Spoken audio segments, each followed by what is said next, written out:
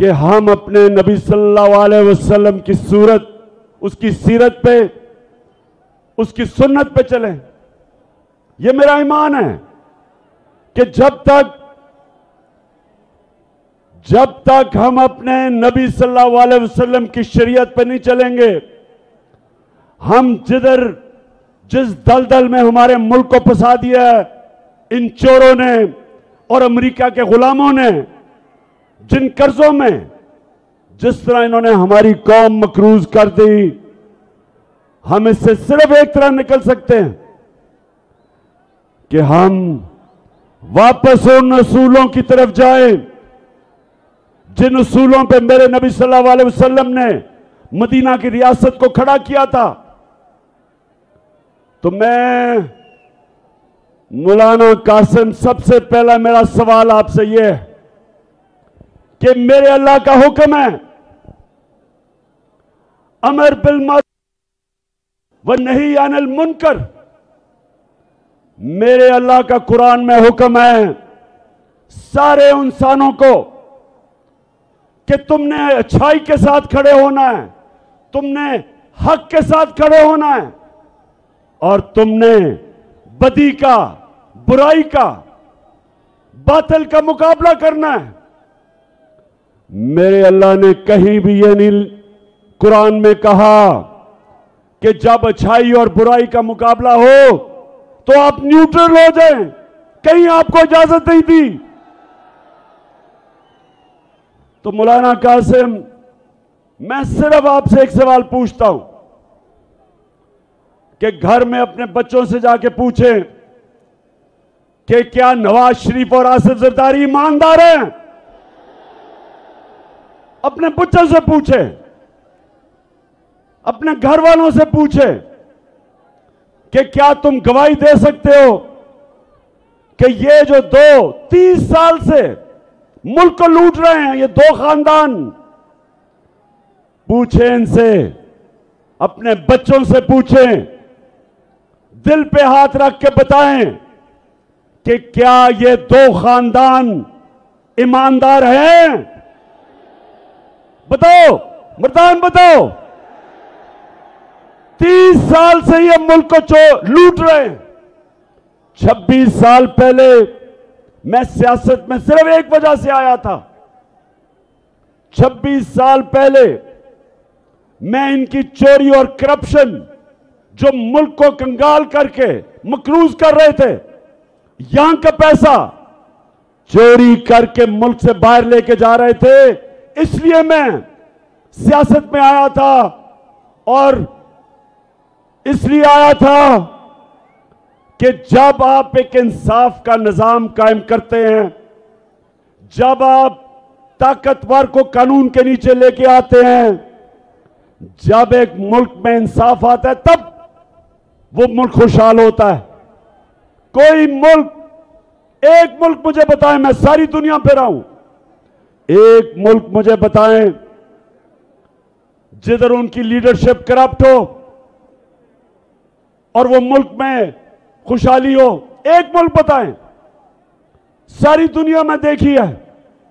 गुर्बत की सबसे बड़ी वजह जब उसके मुल्क के हुक्मरान मुल्क का पैसा चोरी करके मुल्क से बाहर ले जाते हैं। तो मौलाना कासिम, आज मैं इन सब के सामने खड़ा होकर कह रहा हूं कि अगर आप समझते हैं जिनके लिए, जिस कोलिशन में आप खड़े हैं, अगर आप वो ये समझते हैं कि ये नवाज शरीफ और इसका खानदान और जरदारी उसका खानदान अगर ये ईमानदार हैं, तो मैं आज आप सबको कहता हूं कि उसको वोट दे दो।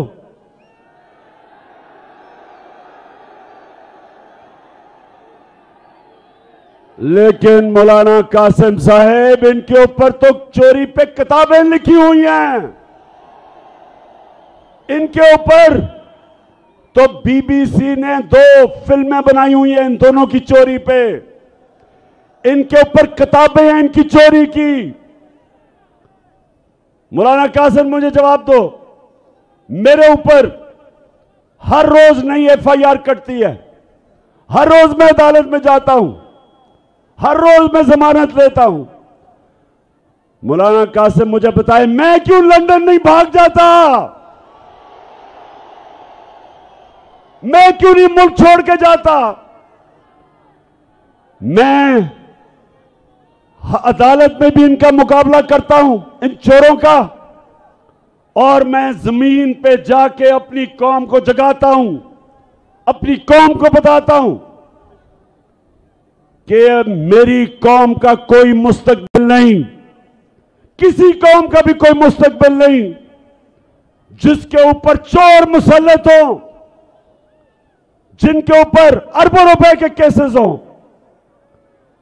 तो मुझे मौलाना कासिम, आप सुना अच्छे आदमी हैं, मुझे बताएं आपका ज़मीर इजाजत देते हैं आपको इन चोरों के साथ खड़े होना?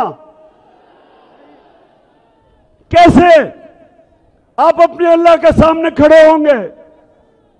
क्योंकि अल्लाह ने तो वाज़े तौर पे आपको हुक्म दिया है अमर बिल मारूफ का। उसने आपको हुक्म दिया है कि अच्छाई का साथ दो। और अगर आप ये समझते हैं कि इमरान खान करप्ट है और फिर चले जाएं इसके साथ, लेकिन अगर इमरान खान करप्ट होता तो वो भी आज दुम दबा के नवाज शरीफ की तरह मुल्क से बाहर भागा होता। तख्त भाई,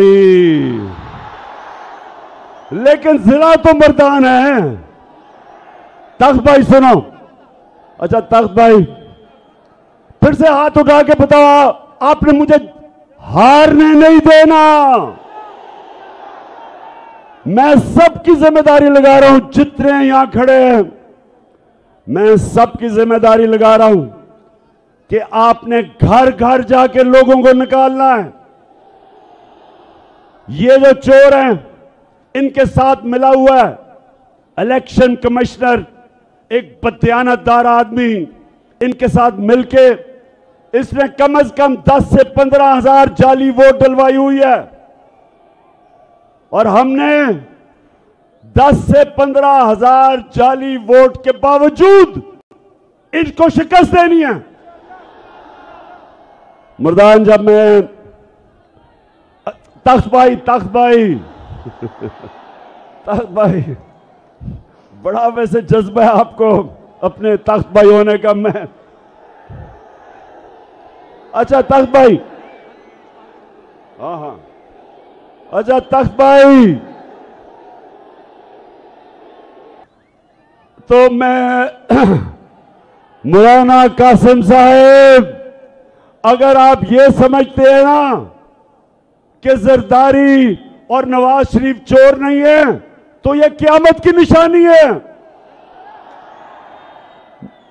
करप्शन क्या होती है तख्त भाई? करप्शन क्या होती है?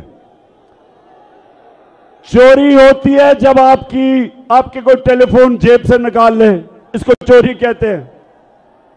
चोरी होती है आपके घर में कोई आके डाका मार दे। लेकिन करप्शन होती है जब कौम का पैसा चोरी किया जाता है, जब आपका पैसा चोरी किया जाता है, जो आपके स्कूलों पे लगे, अस्पतालों पे लगे, सड़कों पे लगे, आपके आटा को सस्ता करने पे लगे। जिस तरह हमने पेट्रोल और डीजल को कम किया, सब्सिडाइज किया इस पे पैसा, तो जब कौम का पैसा चोरी होता है और दूसरा वो मुल्क से जब बाहर लेके जाते हैं डॉलर लेके, तो डॉलर कम होते हैं।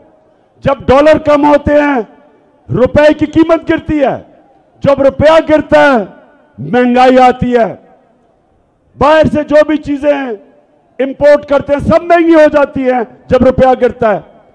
तो ये सारे मिलके बताएं कि इनके बड़े बड़े महलात, लंदन में जो 4 बड़े बड़े महलात, मैं अभी आपको अभी फिल्म दिखाने लगा हूं, जरा वो भी देखें।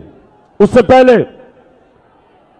पहले करप्शन ये होती है जब इक्तदार में आके आप अपने इक़्तिदार का फायदा उठा के पैसा बनाते हैं। मैं जितनी देर इक़्तिदार में रहा, तख्त भाई सुन लो, 3.5 साल जब नवाज शरीफ भी उतना देर रहा, उसने 17 फैक्ट्रियां बनाई। जब वो इक़्तिदार में था 90 से 93 तक 17 फैक्ट्रियां बनाई उसने। और मेरा रिकॉर्ड देखो कि 3.5 साल में मैंने अपने दादा की भी जमीन बेची, अपने बाप की भी जमीन बेची। एक बताएं कि इमरान ने फायदा उठाया हुआ इक़्तिदार का? एक बताएं। हर चीज ये सारों से पूछते फिर रहे हैं कि कोई बताए इमरान खान ने कोई चोरी की हो। मैं इन सबको बताता हूं, चैलेंज करता हूं तुम्हें कि कभी किसी प्राइम मिनिस्टर ने ऑफिस में आके इतना मुल्क का कम पैसा खर्च नहीं किया, इतना पैसा बचाया नहीं। मेरा चैलेंज है इन चोरों के मुकाबले में। तो मर्दान, तख्त भाई, जिला मर्दान, अच्छा तख्त भाई सुनो, अच्छा अब मैं 2 और बड़े पहले मैं आपको ये दिखाने लगा हूं। ये जरा भी सारे बैठ जाएं क्योंकि मैं इनको एक फिल्म दिखाने लगा हूं। मैं ये चाहता हूं, बैठ जाओ तख्त भाई, मैं ये चाहता हूं कि ये जब आप फिल्म देखेंगे तो मौलाना कासिम को जरूर आपने ये बताना है इस फिल्म का। अब ये देखें, बैठ जाओ ताकि वो देख लें पीछे। अच्छा मर्दान सुनो जरा, ये फिल्म क्या है? मुझे पता चला, उधर भी नीचे बैठ जाओ, उन्होंने देखना वो फिल्म। शाबाश, नजर आ रही है सबको? अच्छा अब पहले मैं बैकग्राउंड बता दूं कि मुझे पता चला कि लंदन के सबसे महंगे इलाके के अंदर 4 अरबों रुपए के महलात ये नवाज शरीफ ने खरीदे अपनी बेटी के नाम पे। ये आज से कोई 10-11 साल पहले की बात है। तो जब मैंने ये कहा तो नवाज शरीफ की बेटी मरियम टीवी पे आई, तो सुने उसने क्या कहा, ये देखिए जरा आप। सुन लिया, कहती कि मेरी लंदन तो छोड़ो, पाकिस्तान में भी मेरी बेचारी की कोई प्रॉपर्टी नहीं है, मैं तो एक गरीब लड़की हूं। अच्छा अब मरियम को नहीं पता था कि वो सच का खुदा है, अल्लाह हक है, उसका वादा है कि आज नहीं तो कल सच सबके सामने आ जाएगा। अब उसको नहीं पता था कि 4 साल के बाद एक इंटरनेशनल इंकशाफ होता है, पैनामा पेपर्स, और उसके अंदर ये आ जाता है। उधर उनको पुलिस नीचे क्या तासु कहना, हाँ अच्छा। तो अब मरियम को नहीं पता होता कि वो तो इंटरनेशनल एक इंकशाफ हो जाता है, और उसमें क्या होता है, उसमें पता चलता है कि वो जो 4 महंगे महल थे वो मरियम के नाम पे थे।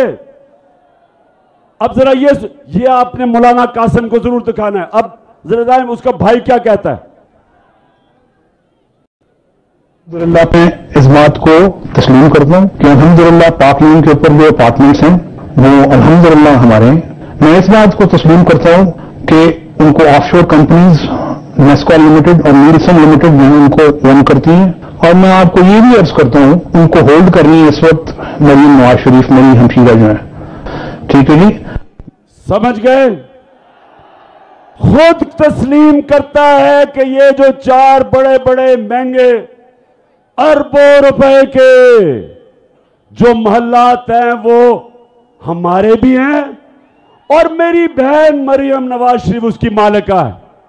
सुन लिया? पहले कहती कि मेरे पास तो लंदन छोड़ो, पाकिस्तान में भी कुछ नहीं है। जब इंकशाफ हुआ कि लंदन के सबसे महंगे इलाके में अरबों रुपए के 4 महलात इनके, ये क्यों इसने झूठ बोला? तख्त भाई क्यों झूठ बोला? क्योंकि चोरी का पैसा था। इसके बाप ने पैसा चोरी करके बाहर लेके गया था। अच्छा, अब जब पकड़ी गई, अब मरियम, मैंने कभी किसी को, अब जरा ये अगली मैं वीडियो दिखाने लगा हूं, जरा गौर से देखना।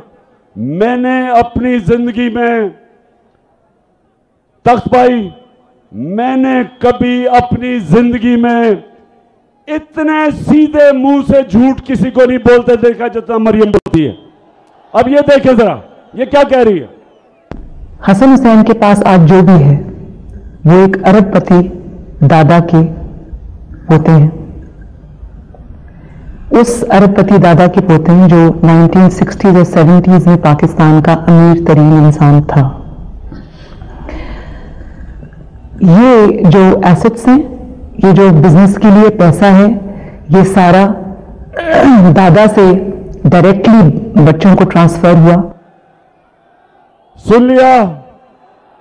कहती, अब ये कह नहीं सकती थी। देखिए, मैं आपकी तरबियत भी कर रहा हूं ना तख्त भाई, मैं आपकी तरबियत भी कर रहा हूं। अच्छा, अब इसने क्यों कहा कि जी वो वालिद की नहीं? क्योंकि वालिद का जिस वक्त नाम लेती तो सबको पता था कि वालिद के पास तो पैसा ही नहीं था वो प्रॉपर्टी लेने का। तो उन सबको पता चल जाना था कि वालिद ने अवाम का पैसा चोरी करके लिया है। तो कहती दादा का है। अब दादा दुनिया में नहीं था। अब दादा को कौन कहे कि दादे के पास है या नहीं है? अच्छा, अब मरियम का जो दादा था वो शहबाज शरीफ का बाप है। मरियम का दादा शहबाज शरीफ का बाप है। अब शहबाज शरीफ अपने बाप के मुताल्लिक क्या कह रहे हैं, जरा आप ये देखें। मेरे खानदान को 22 खानदानों में शुमार नहीं होता था।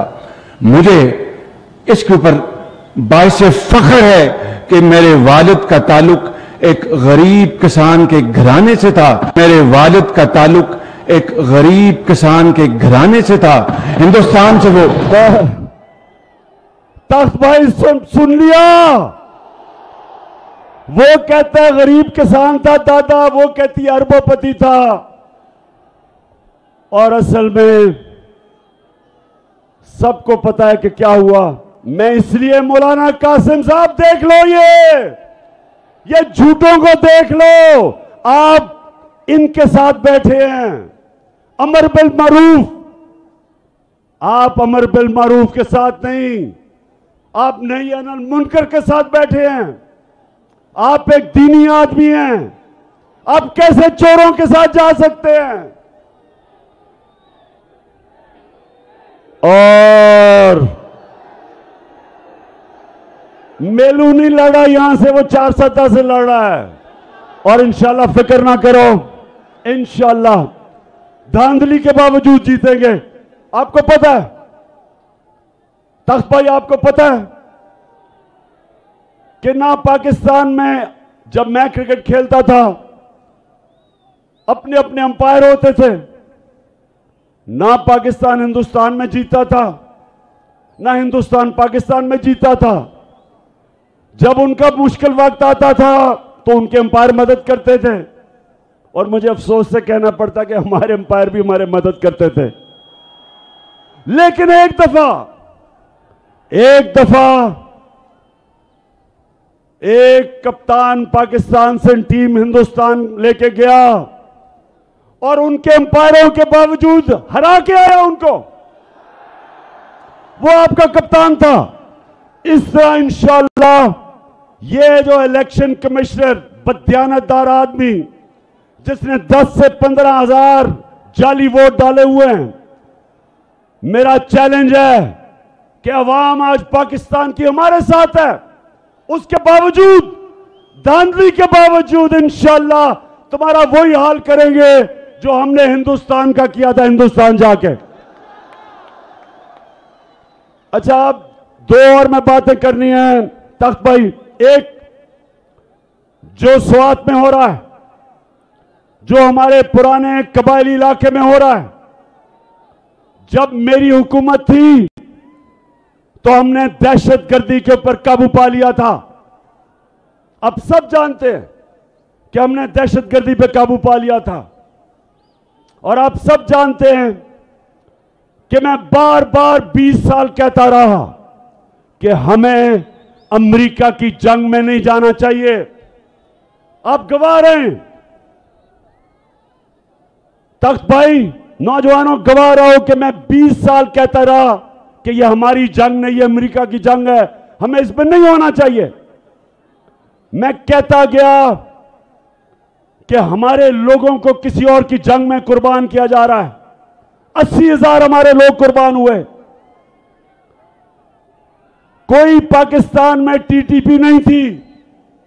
जब हम उनकी जंग में गए तो हर किस्म का पाकिस्तान में दहशतगर्दी हुई। जब मेरी हुकूमत आई, आप सब गवाह हैं कि एक ड्रोन अटैक नहीं होने दिया।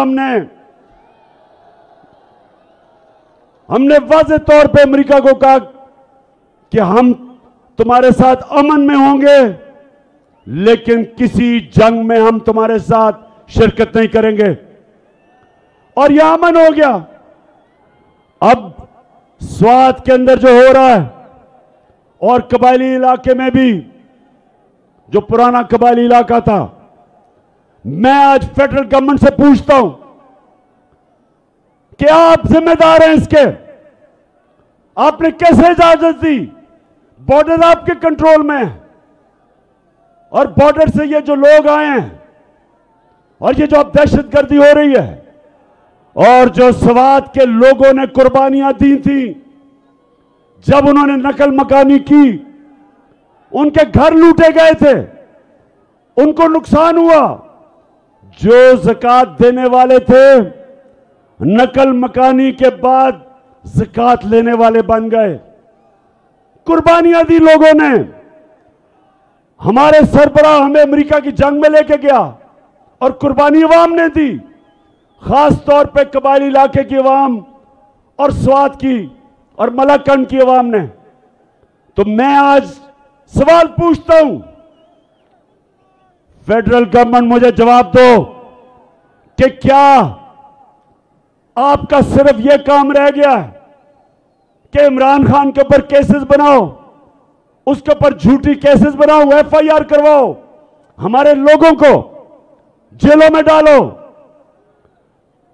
मीडिया के ऊपर पाबंदियां लगाओ,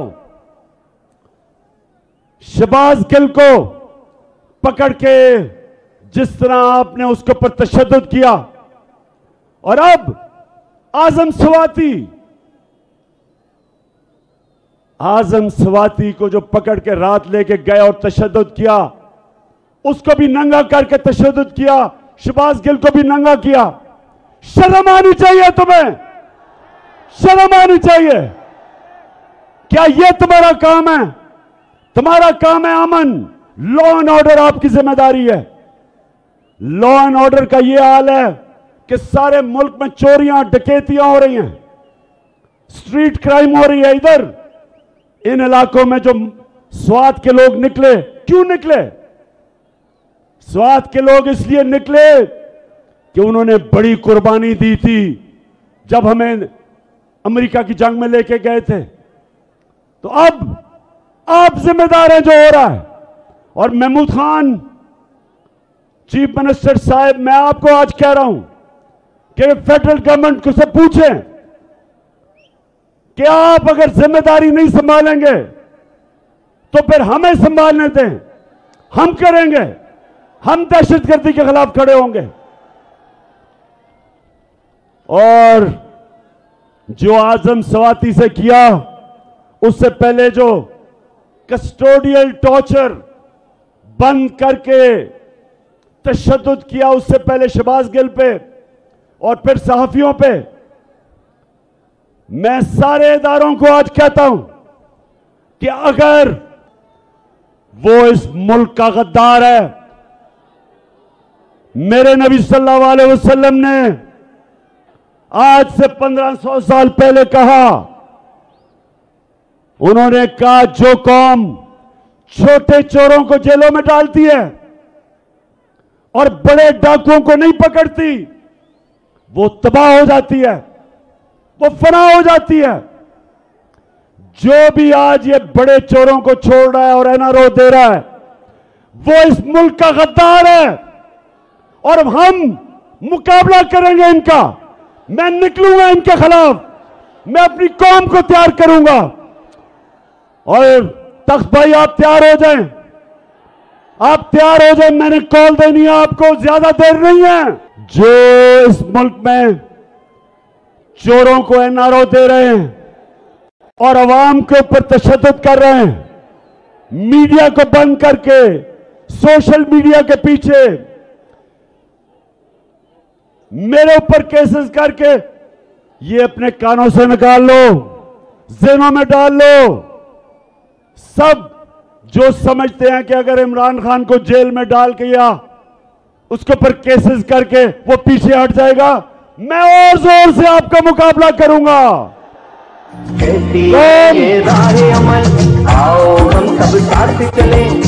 सारी कौम, मैं सारे पाकिस्तानियों को आज कह रहा हूं कि ये मुल्क का फैसला कुन वक्त है, ये मुल्क का फैसला कुन वक्त है। एक तरफ इन चोरों की, इन डाकुओं की गुलामी है, एक तरफ अगर तख्त भाई और मेरे पाकिस्तानियों, अगर हमने इस वक्त जहाद ना की तो इन चोरों की और इनके बच्चों की गुलामी करेगी ये कौम, एक मकरूज और गुलाम कौम बनेंगे। और अगर हम इस वक्त इनके खिलाफ खड़े होकर जिहाद करेंगे, इनका मुकाबला करेंगे, इलेक्शन इनको हराएंगे और इस्लामाबाद के ऊपर जब मैं आपको कॉल दूंगा, एक अवाम का समुंदर आएगा, तो इंशाअल्लाह अपने आप को हम हकीकी तौर पे आजाद करेंगे। क्योंकि गुलामों की कोई इज्जत नहीं होती, इज्जत सिर्फ आजाद खुददार कौम की होती है। हरे पासपोर्ट की इज्जत तब होगी, हरे पासपोर्ट की तब इज्जत होगी।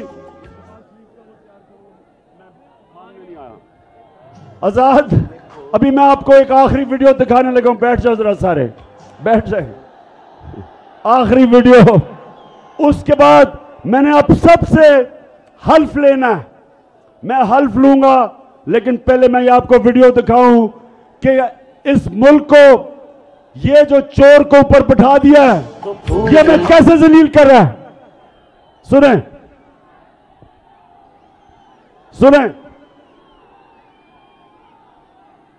मैं सऊदी अरब से होकर आया हूं, मैं यूएई के होकर, अभी मैं तुर्की होकर आया हूं, और मैंने उन भाइयों को कहा कि आप हमारे बड़े अजीम भाई हैं, हमेशा आपने हमारी मदद की। और मैंने यही कहा, जब मैं आया हूं तो आप समझेंगे शायद ये मांगने आया, मैं मांगने नहीं आया, लेकिन मजबूरी है हमारा। जिस तरह माजी में 75 साल में आपने हमारा हाथ बटाया है, कुछ ऐसा आप हाथ बटाने का मैं वादा करता हूं कि इंशाअल्लाह हम पूरी कौम, हम मिलकर दिन रात मेहनत करेंगे, पसीना कराएंगे, अपने पांव पे खड़े होंगे। हाँ शहबाज शरीफ, मैं मांगने नहीं आया, लेकिन मैं बड़ा मजबूर हूं। आप मजबूर इसलिए हैं कि आपने, अपने भाई ने और जरदारी ने मुल्क का पैसा चोरी कर करके बाहर ले गए हो और लोगों को कह रहे हो कि जनाब हम मांगने नहीं आए, लेकिन पैसा दे दो। तो तख्त भाई मेरी बात सुन ले, आप, मैं आखिरी बात कर रहा हूं, उसके बाद आपसे हल्फ लूंगा। आप सब ने अपनी जिम्मेदारी समझनी है, इस इलेक्शन में भी और उसके बाद मार्च में भी।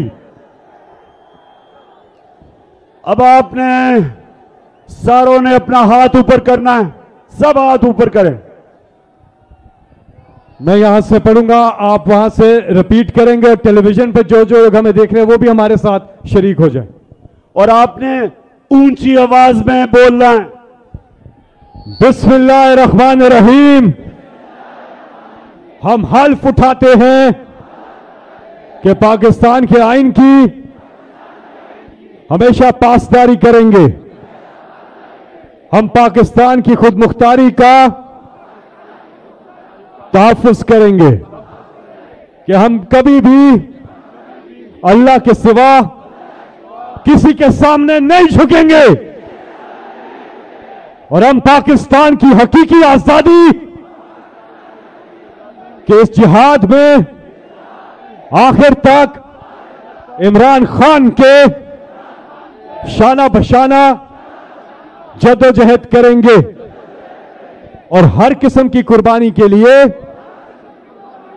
तैयार रहेंगे। अल्लाह हम सबका हामी और नासिर हो। हम सबका हामी और नासिर। तख्त भाई, इस जबरदस्त शानदार जलसे का मैं आपको सलाम पेश करता हूं।